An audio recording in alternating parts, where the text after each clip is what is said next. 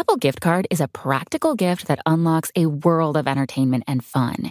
You can send it via email or give a physical card to your loved ones.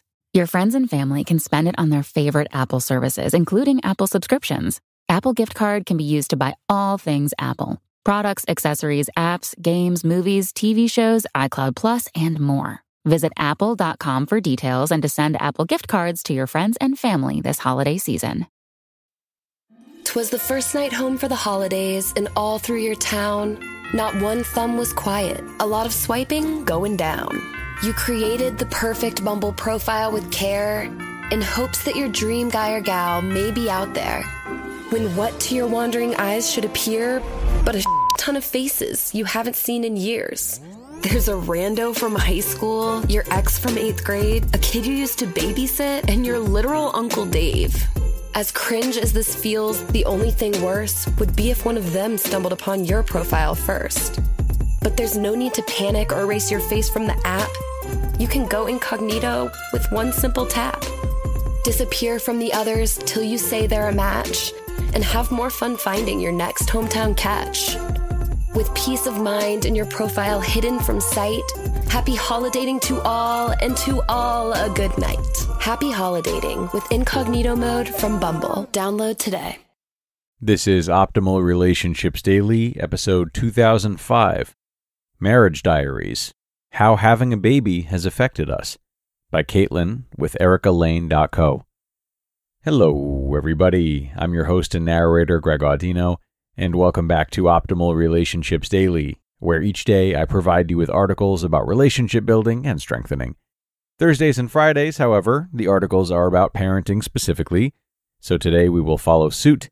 Let's hear what guest writer Kaitlyn over at ericalayne.co has to say about how having a baby has affected her marriage as we optimize your life. Marriage Diaries, How Having a Baby Has Affected Us, by Kaitlyn with ericalayne.co. I'm so thrilled and honored to be sharing today on the topic of children and how they can affect your marriage. My husband Ryan and I welcomed our first child, a little girl, Rilynn, into our family last September. I would never say that having a baby negatively affects your relationship with your spouse. She is an amazing blessing, and I wouldn't trade her for anything. But having a baby definitely brings some adjustments to your marriage, and some of them can feel quite painful or cause a few tears. Ryan and I were so ecstatic when I found out I was pregnant with Rilynn. I had lost the pregnancy prior to that, so finally getting pregnant again and then making it to full term was a huge blessing. I always knew that I wanted to be a mother, so Rilynn fulfilled many prayers that had been whispered throughout my lifetime. When we finally brought her home, we were really overwhelmed. Were we really ready for this? What if something happens to her? How do we know if we're doing things the right way? As a first-time parent, you feel like you're basically out of your mind those first few weeks. Add to that the sleep deprivation and the hormonal mood swings, and I can honestly say that some days I felt like I didn't know if I could handle it all. But I pushed through that month, and things settled back into a routine for our little family. There has never been more love in my heart for Ryan than there is now.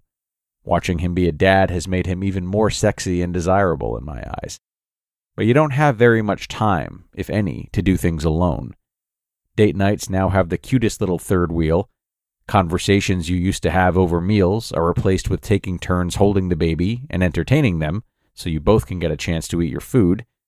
And if you are blessed to get a night out of the house early on, everything in you draws you back to the house ASAP, because you are so worried about being apart from that sweet bundle of joy.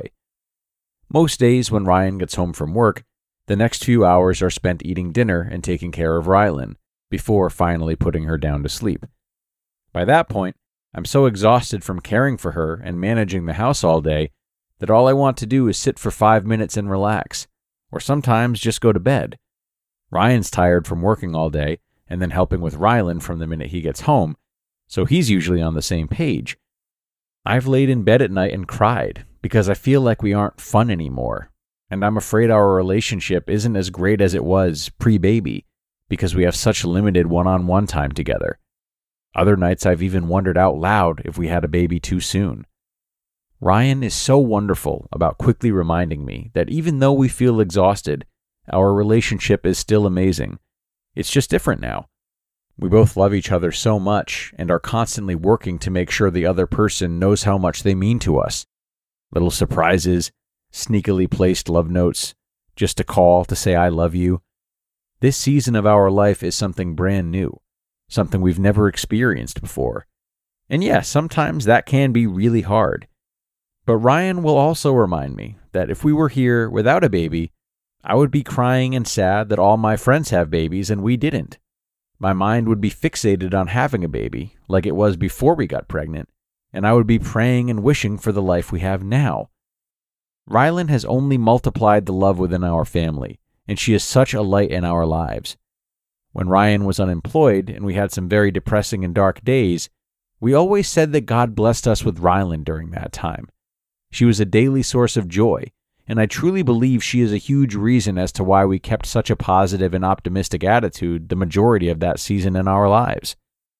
A lot of people probably worry about adding children into the mix, but I assure you, I wouldn't give any of it up. Yes, our life has been completely taken over by this tiny human, but it is the best, most rewarding thing I've ever experienced.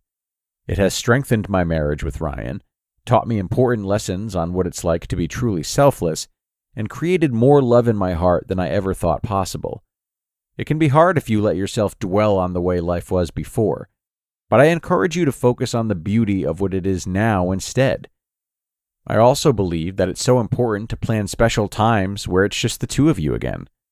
Ryan and I make an effort to go on at least one baby-free date a month, and we're taking a trip later this summer, just the two of us. I hope that some of you may find encouragement from this. I'm not saying that everything is easy and perfect when you decide to have children. It will change your relationship with your husband and challenge you to still make your marriage the priority. But having a baby will never be something you regret. It is the greatest decision that we ever made, and I look forward to adding more children and love to our family in the coming years. You just listened to the post titled, Marriage Diaries, How Having a Baby Has Affected Us, by Kaitlyn with ericalayne.co. 'Twas the first night home for the holidays, and all through your town, not one thumb was quiet, a lot of swiping going down.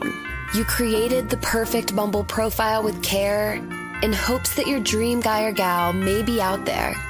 When what to your wandering eyes should appear but a ton of faces you haven't seen in years. There's a rando from high school, your ex from 8th grade, a kid you used to babysit, and your literal Uncle Dave.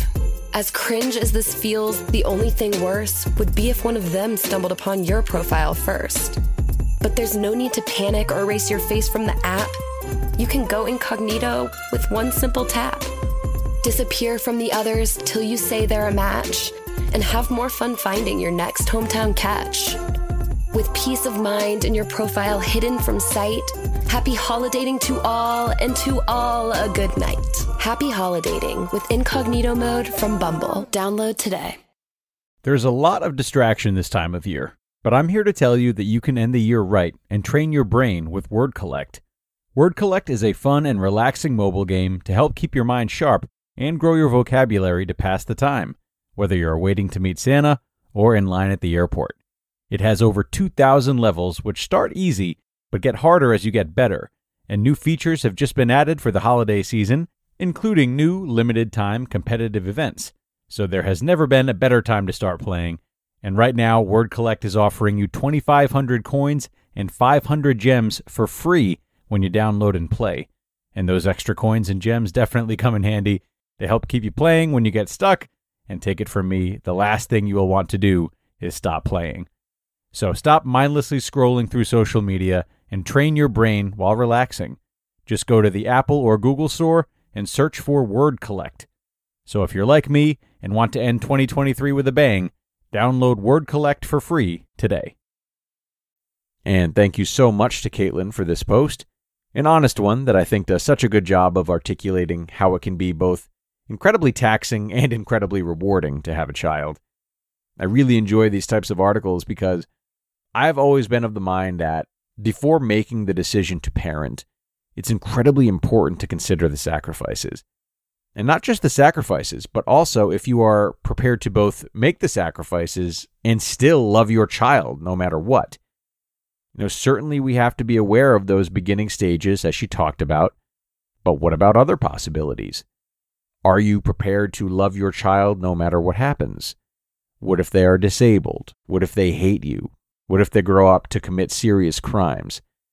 Surely our capacity to love is often kicked into a different gear once we have children, a gear that's hard to even make sense of or know that we have beforehand when just asking these questions. But I do believe it's every parent-to-be's duty to choose love for the children they're yet to have, no matter the circumstances, or at least try to. It can be an intense line of self-questioning, but to me it's a really worthy one. So, on that incredibly light note, we are going to wrap things up for today, parents. Thank you so much for being here and listening all the way through, as always. I hope you enjoyed this post, and if you did, be sure to come on back tomorrow, because there will be another one all about parenting. Hope to see you there, where your optimal life awaits.